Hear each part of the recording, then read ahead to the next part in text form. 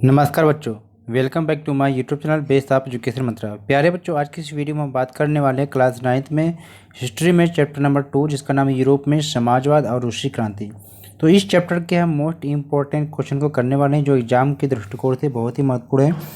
यानी इस वीडियो को देख लेने के बाद आपको कहीं और से क्वेश्चन आंसर की वीडियो देखने की जरूरत नहीं पड़ेगी, क्योंकि इस वीडियो में वे सारे क्वेश्चन इंक्लूड किए गए हैं जो एग्जाम में अक्सर पूछते हैं। तो वीडियो को पूरा अंत तक जरूर देखें और वीडियो को लाइक करें और दोस्तों के साथ शेयर करें। चैनल पर नए हैं तो चैनल को सब्सक्राइब जरूर करें और बेल आइकन को प्रेस करें, जिससे कोई भी वीडियो अपलोड की जाए आपकी क्लास से संबंधित आपको आसानी से मिल सके। तो ये फास्ट रिवीजन है, तो चलिए हम शुरू करते हैं।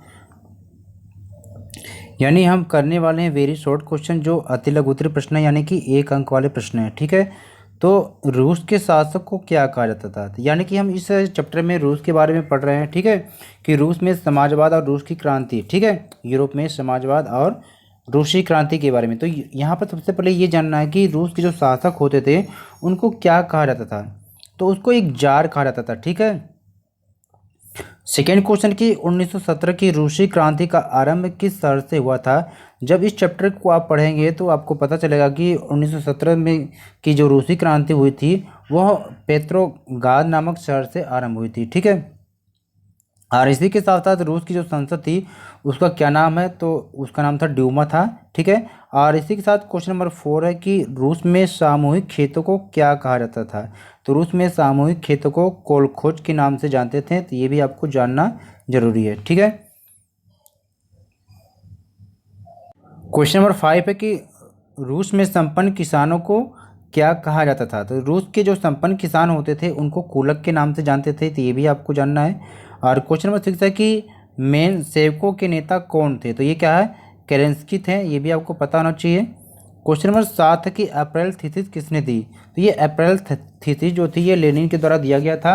अब बात कभी कभी आती कि लेनिन क्या था, तो ये भी जान लेना जरूरी है। तो यानी जो लेनिन था एक वोल्वेसिक नेता था। ठीक है, तो वो 1917 में रूस लौटे थे और उन्होंने लौटते ही क्या, उन्होंने 3 मांगे की थी। इन 3 मांगों को ही क्या अप्रैल थीसिस के नाम से जानते थे। तो वो इनकी 3 मांगे थी कि भाई युद्ध को समाप्त कर दिया जाए और जो सारी ज़मीनें थी किसानों के दे दिया जाए और बैंकों का राष्ट्रीयकरण कर दिया जाए। तो इसको ही क्या है, जो यानी कि जो बोल्शेविक नेता थे उसकी जो 3 मांगे थी उसको ही क्या अप्रैल थीसिस के नाम से जानते हैं। ठीक है, चलिए क्वेश्चन नंबर 8 है कि साम्यवादी विचार के संस्थापक कौन थे? तो साम्यवादी विचार के संस्थापक कार्ल मार्क्स थे। इन्हें समाजवाद के जनक के नाम से भी जानते हैं।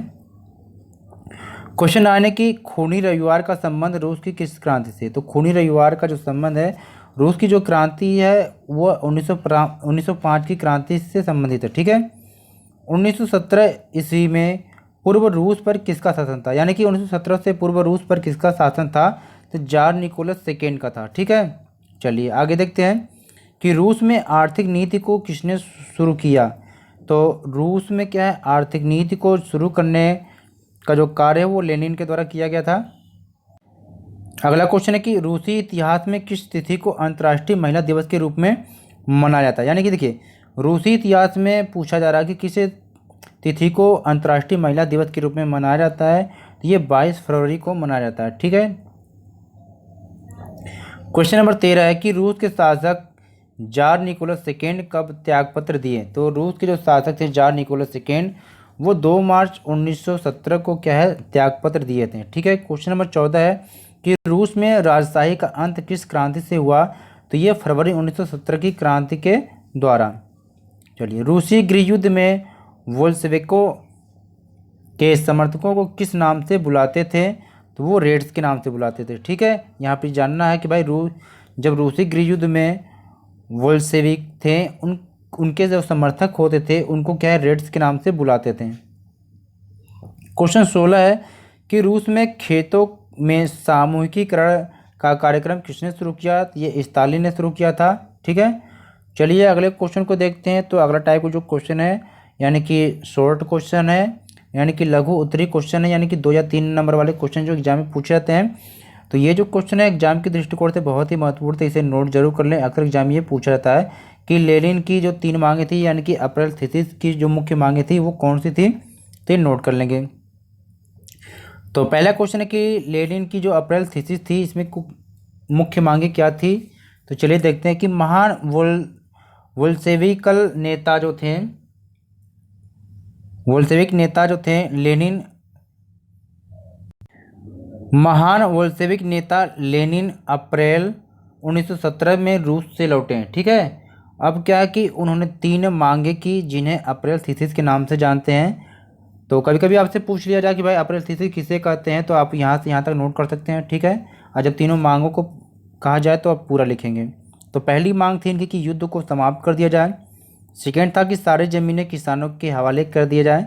तीसरा था कि बैंकों का राष्ट्रीयकरण किया जाए। ठीक है, चलिए क्वेश्चन नंबर सेकेंड की अक्टूबर क्रांति के पश्चात रूस में क्या बदला, यानी कि जो क्रांति हुई थी अक्टूबर के महीने में, जिसको अक्टूबर क्रांति के नाम से जानते हैं, तो इस क्रांति के बाद क्या रूस में क्या बदलाव आए। ठीक है, तो अक्टूबर क्रांति के बाद जो बदलाव आए तो उसको देखते हैं। पहला क्या हुआ, नवंबर 1917 में अधिकतर बैंकों का क्या राष्ट्रीयकरण कर दिया गया। भूमि को सामाजिक संपत्ति घोषित कर दिया गया, यानी किसी एक ही व्यक्ति की संपत्ति नहीं है।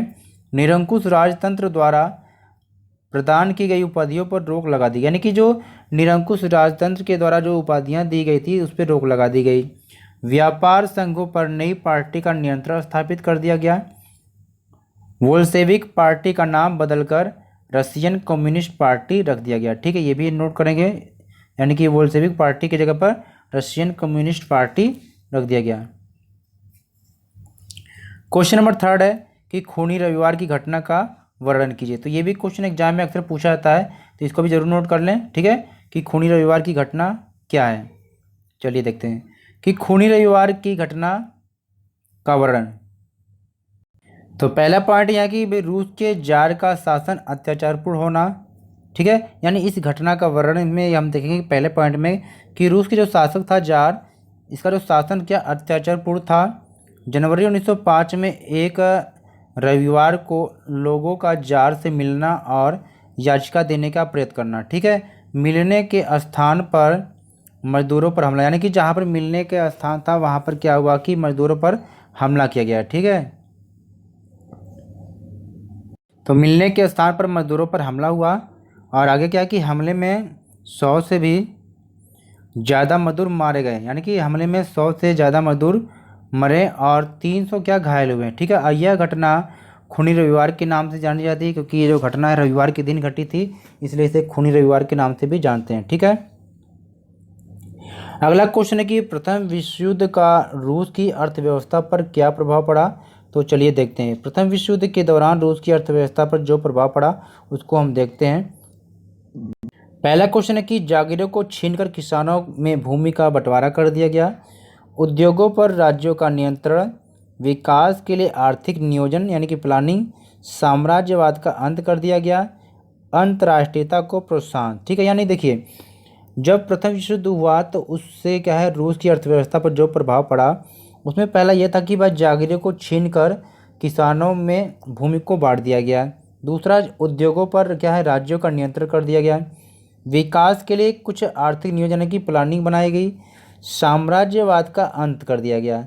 राष्ट्रीयता को प्रोत्साहन दिया गया। ठीक है, क्वेश्चन 5 है कि 1950 से पहले रूस के सामाजिक, आर्थिक और राजनीतिक हालात कैसे थे। चलिए देखते हैं कि 1950 से पहले रूस के हालात। पहले पॉइंट में कि ग्रामीण क्षेत्रों में समाज मजदूर, अभिजात वर्ग और चर्च के बीच क्या था, बटा था। लगभग 85% जनसंख्या कृषि कार्य से जुड़ी थी। कारखानों से प्राप्त लाभ पर मालिकों का हक था। मजदूरों, भूमिहीन किसानों व महिलाओं को शासन में भाग लेने का अधिकार नहीं था। ठीक है,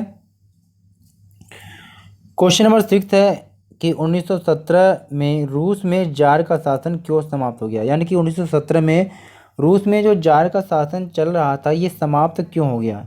तो रूस में जार का जो शासन समाप्त हो गया इसके कुछ कारण थे।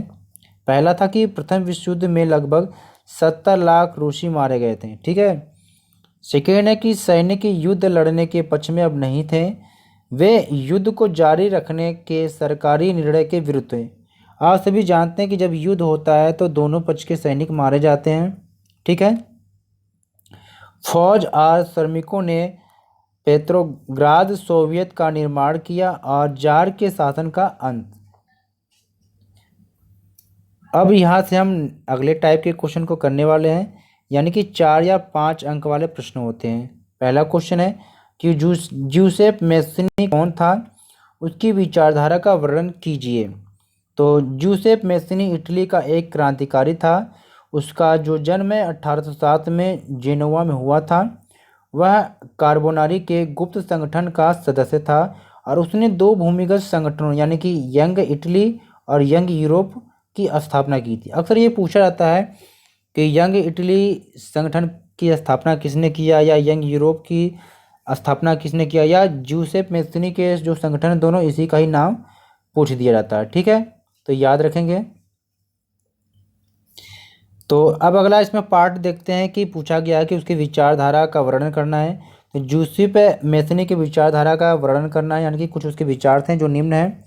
उसका मानना था कि राष्ट्र मानवता के प्राकृतिक इकाई होते हैं। उसके विचार में राष्ट्र राज्यों का निर्माण स्वतंत्रता के संघर्ष के लिए आवश्यक हिस्सा है।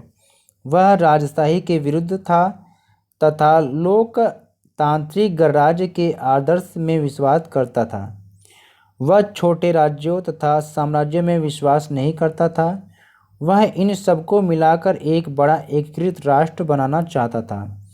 उदाहरण के लिए उसकी राय में केवल एकीकरण ही इटली की स्वतंत्रता का एकमात्र आधार हो सकता है। ठीक है, यानी कि ज्यूसेप मेस्सिनी जो था वह छोटे छोटे राज्यों पे क्या है मिलाकर एक बड़ा साम्राज्य बनाना चाहता था, उस पर विश्वास करता था। ठीक है, सेकेंड क्वेश्चन है कि रूस के 3 प्रमुख समूहों उदारवादी, रेडिकल और रूढ़िवादी के विचारों में अंतर को स्पष्ट कीजिए। तो चलिए देखते हैं। तो सबसे पहले कि फ्रांसीसी क्रांति के बाद रूस और यूरोप में भी सभी लोग समाज के आमूल परिवर्तन के पक्ष में नहीं थे। ठीक है, यानी कि आप सभी जानते हैं कि सबसे पहले जो क्रांति की शुरुआत हुई थी ये फ्रांस में हुई थी, और इसके बाद रूस या यूरोप में अगर देखा जाए तो सभी लोग क्या है समाज में अचानक से परिवर्तन के पक्ष में नहीं थे। यानी कि उदाहरण स्वरूप अगर देखा जाए तो रूस में उदारवादी और एक परिवर्तनवादी जिसको रेडिकल कहते हैं तथा रूढ़िवादी, इन लोगों के नई सरकार के गठन के संबंध में अलग अलग मत थे। तो चलिए देखते हैं सबके क्या क्या मत थे। तो सबसे पहले उदारवादी के बारे में देखते हैं कि इनकी विचारधारा क्या थी। तो समाज परिवर्तन के समर्थकों में एक समूह उदारवादियों का था, यानी कि समाज में एक परिवर्तनवादी थे जिनमें सबसे पहले उदारवादी थे। वे ऐसा राष्ट्र चाहते थे जिसमें सभी धर्मों को बराबर का सम्मान और जगह मिले। यानी देखिए, जो उदारवादी थे वे एक ऐसे राष्ट्र का निर्माण करना चाहते थे जिसमें सभी धर्मों को बराबर का सम्मान मिले। ठीक है, वे धार्मिक विभेदीकरण और अनियंत्रित सत्ता के विरोधी थे। ठीक है, तीसरा है कि वे प्रतिनिधित्व पर आधारित निर्वाचित सरकार के पक्ष में थे, यानी वे चाहते थे कि एक निर्वाचित सरकार हो, लेकिन वे सार्वभौमिक वयस्क मताधिकार एवं महिलाओं की भूमिका के पक्ष में नहीं थे। देखिए, ये चाहते थे कि एक ऐसी सरकार का निर्माण किया जाए जो निर्वाचन के द्वारा हो, लेकिन ये मानते थे कि सभी लोगों को वोट देने का अधिकार नहीं मिलना चाहिए और महिलाओं को भी नहीं मिलना चाहिए। ठीक है, आगे देखते हैं। रेडिकल यानी कि जो परिवर्तनवादी थे इनकी क्या विचारधारा थी। तो रेडिकल समूह के लोग ऐसी सरकार के पक्ष में थे जो देश की जनता के समर्थन पर आधारित थे, यानी ये चाहते थे कि जो देश की जनता समर्थन करे ये वैसी सरकार के पक्ष में थे। वे महिला मताधिकार आंदोलन के समर्थक थे तथा महिलाओं की भूमिका को मानते थे, यानी ये महिलाओं को मत देने के अधिकार से सहमत थे। उदारवादियों के विपरीत ये लोग बड़े जमींदारों और संपन्न उद्योगपतियों को प्राप्त किसी भी विशेषाधिकार के खिलाफ थे। अब देखिए, जैसे उदारवादी थे तो वो जमींदारों और संपन्न लोगों को क्या है समर्थन देना चाहते थे या उसको विशेष अधिकार देना चाहते थे, लेकिन परिवर्तनवादी ऐसा नहीं चाहते थे। ठीक है, वे निजी संपत्ति के विरोधी नहीं थे, लेकिन कुछ लोगों के हाथ में संपत्ति के संकेंद्रण के विरोधी थे। देखिए, ये क्या है कहा जाए तो ये निजी संपत्ति के विरोधी नहीं थे, लेकिन इनका मानना था कि जो संपत्ति है कुछ लोगों के हाथ में ही केंद्रित ना हो। ठीक है, रूढ़िवादी क्या थे, नाम से स्पष्ट होता है रूढ़िवादी। ये लोग क्या है रेडिकल और उदारवादी दोनों के खिलाफ थे, यानी देखिए ये ज़्यादा परिवर्तन नहीं चाहते थे। ठीक है, 18वीं शताब्दी में रूढ़िवादी आमतौर पर परिवर्तन के विचारों का विरोध करते थे, यानी कि ये क्या परिवर्तन चाहते नहीं थे, यानी कि अगर परिवर्तन चाहते भी थे तो बहुत नाम मात्र का। 19वीं सदी तक आते आते वे भी मानने लगे कि कुछ परिवर्तन आवश्यक हो गए हैं, लेकिन बदलाव की प्रक्रिया बहुत धीमी होनी चाहिए। ठीक है, यह ऐसा नहीं कि अचानक से चेंज हो जाए। वे पुराने और अतीत की परंपरा और रिवाजों में विश्वास करते थे। ठीक है, रूढ़िवादी का मतलब यही होता है कि जो पहले से चली आ रही है परंपरा उसे विश्वास करना। क्वेश्चन नंबर 3 है कि रूसी क्रांति के विश्व पर पड़ने वाले प्रभाव का वर्णन करना है। तो रूसी क्रांति का विश्व पर क्या प्रभाव पड़ा, चलिए देखते हैं कि रूस में किसानों व श्रमिकों की सरकार स्थापित होने के कारण विश्व के अन्य देशों में कृषकों का सम्मान बढ़ा। ये देखिए, जब रूस में किसानों व श्रमिकों की सरकार स्थापित हो गई तो इसके कारण क्या विश्व के अन्य देशों में भी क्या है कृषकों का सम्मान बढ़ने लगा। 1917 की क्रांति के बाद रूस में साम्यवादी सरकार की स्थापना हुई और कुछ समय के बाद अनेक देशों में क्या साम्यवादी सरकारें बनने लगी। रूसी क्रांति के बाद अंतर्राष्ट्रीय स्तर पर पूंजीपतियों तथा श्रमिकों में भी क्या संघर्ष छिड़ गया और अन्य देशों की सरकारें भी सोचने लगी कि लोगों को रोटी, कपड़ा और मकान प्रदान करना उनका दायित्व है। धीरे धीरे क्या है अन्य देश की सरकार भी यह सोचने लगी कि अब लोगों को क्या है रोटी, कपड़ा और मकान, ये जो चीज़ें हैं उन्हें प्रदान करनी चाहिए। तो इस तरह से हमने इस चैप्टर के मोस्ट इंपॉर्टेंट क्वेश्चन को कंप्लीट कर लिया। उम्मीद करते हैं कि आपको ये वीडियो पसंद आई होगी। वीडियो को ज़्यादा से ज़्यादा लाइक करना और अपने दोस्तों के साथ शेयर करें। चैनल पर नए तो चैनल को सब्सक्राइब करें। चलिए फिर मिलते हैं एक नई वीडियो के साथ, तब तक नमस्कार। कमेंट करके ज़रूर बताएं कि आप किस टॉपिक पे वीडियो चाहते हैं।